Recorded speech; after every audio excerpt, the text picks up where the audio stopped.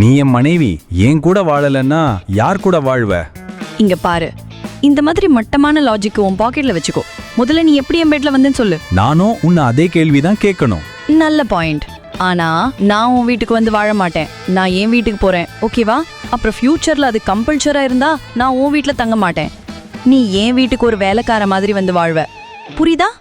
அபினவ் முதலில் அவளை பார்த்தான். பிறகு தன் விரலில் இருந்த மோதிரத்தை பார்த்தான். அந்த மோதிரம் இன்று இல்லை என்றால் அவனுக்கு என்ன நடந்திருக்கும் என்று யாருக்கு தெரியும்?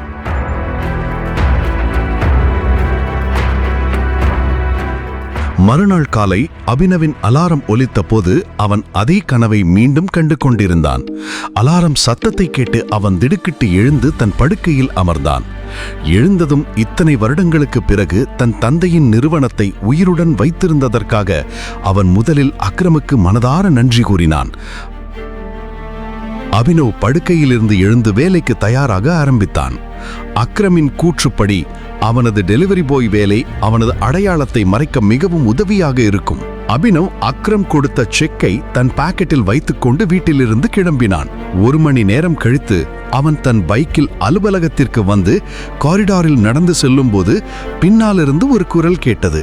முழு வீடியோவை பாக்கெட் FM தமிழ் யூடியூப் சேனலில் கண்டு மகிழுங்கள்.